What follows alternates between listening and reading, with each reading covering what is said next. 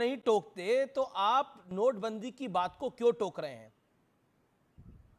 यानी एक बार फिर सरकार जो निर्णय कर रही है उसको बुलडोज करना चाहती है, विपक्ष यही कह रहा है। पैकेट पार्सल पे सरकार चल रही है। देखिए, हम ये कहना चाहेंगे, विपक्ष कह रहा है कि ये सरकार बचाओ योजना है। नहीं, ये इंडिया अलायंस का खंबा नोचो अभियान चल रहा है। पूरा भ्रम और भय फैलाने के उपरांत भी कांग्रेस पार्टी तीसरे अटेम्प्ट में तीसरी डिजिट नहीं टच कर पाई।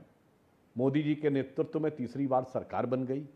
उसके बाद आप याद करिए, पिछले संसद सत्र में मोदी जी बोलते रहे, ये पूरे 135 मिनट चिल्लाते रहे, राज्यसभा में पहले चिल्लाए और उसके बाद बाहर चले गए।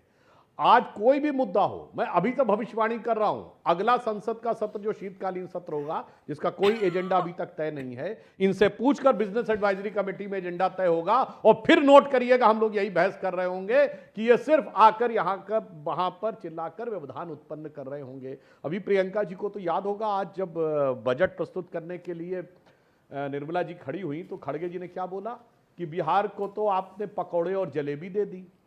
अब भाई, खड़गे जी की नज़र में पकौड़े और जलेबी सही हैं या राबड़ी देवी और मीसा भारती जी की नज़र में झुंझुना सही है? मतलब ये पटना सही है या दिल्ली सही है, ये समझना ही बहुत मुश्किल काम हो जाता है, क्योंकि इनका तो सब तरफ यही है। अभी इन्होंने बोला कि 13 में से 11 इंडिया अलायंस के लोग जीत गए। भैया, 4 सीटें आप लड़े थे ममता बनर्जी के खिलाफ, जिसमें आप नंबर 3 पे रहे, नंबर 2 पे रहे और जीत गए आप नंबर 3 वाले।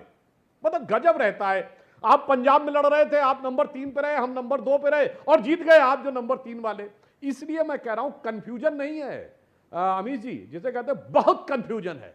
एक डायलॉग होता था ना जो लालू जी बोलते थे, बहुत कंफ्यूजन है। तो मुझे लगता है इंडिया अलायंस के अंदर इस समय घनघोर कंफ्यूजन दिख रहा। मगर एक बात मैं सीरियस नोट पे कहना चाहूंगा, जो देश को समझना चाहिए, लोग देश के साथ कैसी खतरनाक राजनीति कर रहे हैं। बजट आया है, भारत की रेवेन्यू रिसीव्ड कितनी है, यानी भारत सरकार की कुल आय 26,80,000 करोड़ रुपए है।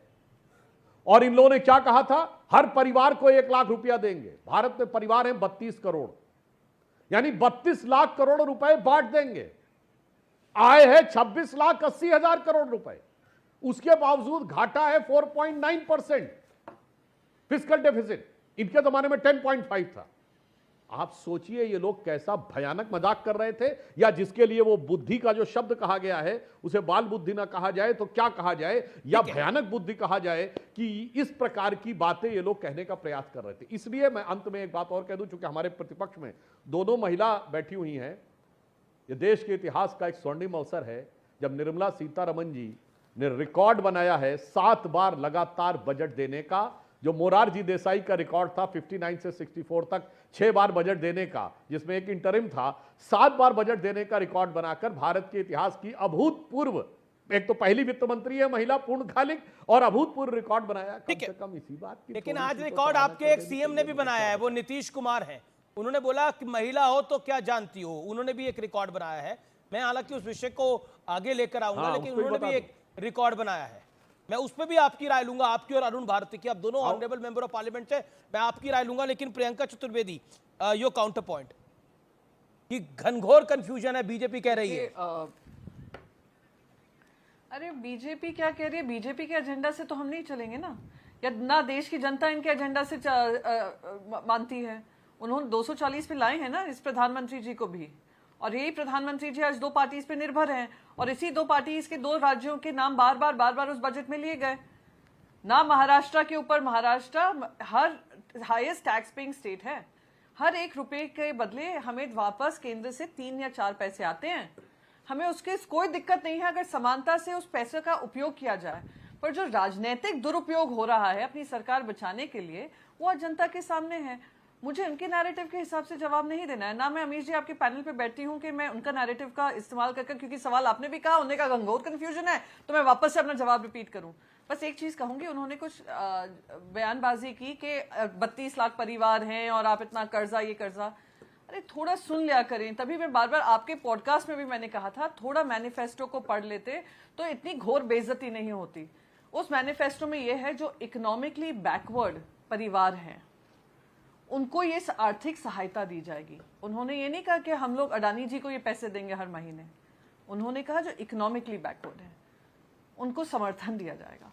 अगर इतनी समझ नहीं है तो इसीलिए देशवासी बार बार कहते हैं जन की बात सुन लेते तो शायद फिर से अच्छा खासा तीसरा टर्म होता without depending on TDP and many other alliances. पर आप मन की बात करते रहे और आप मुझसे कह रहे अरे आप निर्मला सीतारमण जी को बधाई दें। बिल्कुल 7 बार क्या मैं कहती हूँ अगले 2 साल भी वो स्पीच दें, पर 2 साल तक और रहेंगी और 7 साल का उन्होंने रिकॉर्ड पार किया, उसका भी मैं उनकी आरती उतारने को तैयार हूं। पर अगर उन्होंने देश की सैकड़ों महिलाओं की बात सुनी होती तो ज्यादा अच्छा लगता, ना कि खुद एक महिला होने के नाते उनके साथ इस तरीके का व्यवहार किया होता। ना उनको महंगाई की राहत, ना कोई टैक्स की राहत, ना उनकी जो स्किल लेबर वर्कफोर्स महिलाएं भी बैठी हैं उनको कोई रोजगार की उपलब्धियां दी होंगी। तो बस यही कहूंगी, अगर महिला होने का धर्म की आप मुझसे बात कर रहे हैं तो बिल्कुल मैं उनको बधाई देती हूं, पर मैं उम्मीद जरूर कर रही थी महिला होने के नाते कि महिलाओं का दुख समझती कि आज जब उनका बच्चा बगैर कोई नौकरी के घर पे बैठता है उनके पे क्या बीतती होगी। आज उनके परिवार जिनका इनकम नहीं बढ़ रहा है और उनके ऊपर 5 किलो राशन ठोक दिया जाता है और कहता है चलिए अब आप आकर मुझे वोट करिए क्योंकि मैंने आपको 5 किलो का राशन दिया, उन पे क्या बीतती होगी। उस महिला पे क्या बीतती होगी जो घर का खर्चा चलाना चाहती है, पर हर चीज इतनी महंगी है। फूड इन्फ्लेशन 9.2% का आंकड़ा पार कर चुका है और आप उनसे आकर कह रहे हैं उनको बधाई दूं। थैंक यू, उन्हीं की पॉलिसीज है कि आज हर महिला आज इस दुविधा में पड़ी है। थैंक यू जी। सुधांशु त्रिवेदी। हाँ, प्रियंका जी को मैं बधाई देना चाहूंगा। इसका मतलब उन्होंने कह दिया कि 32 करोड़ परिवारों में जो बहुत गरीब हैं वो बहुत ही कम हैं। अगर आधे भी होंगे तो महोदया 16 लाख करोड़ रुपए हो जाएगा और 2/3 होंगे तो 24 लाख करोड़ हो जाएगा। मगर आपने मान लिया बहुत कम है तो आपने अपनी बात को अपने आप खत्म कर दिया, इसके लिए आपको बधाई। दूसरा, महाराष्ट्र के लिए मैं बताना चाहता हूं, बधावन पोर्ट पूरी तरीके से केंद्र सरकार का प्रोजेक्ट है। 76,000 करोड़ रुपए दिए। पोर्ट्स केंद्र सरकार का प्रोजेक्ट है और इस ढंग की बातें यहां पर आकर नहीं करनी चाहिए कि मुंबई महाराष्ट्र सबसे ज्यादा टैक्स देता है। भाई मुंबई भारत की आर्थिक राजधानी है। कल के दिन दिल्ली वाले कहें कि पूरे भारत को तो हम चलाते हैं तो हमें उसके अकॉर्डिंग मिलना चाहिए। अरे आप नहीं चलाते भाई, संविधान ने आपको राजधानी बनाया है, व्यवस्था ने आपको राजधानी बनाया है, इसलिए आप चलाते हैं। उसी प्रकार मुंबई पूरे भारत की आर्थिक राजधानी है, वहां पे स्टॉक एक्सचेंज पूरे भारत का है। प्रियंका जी, महाराष्ट्र का नहीं है।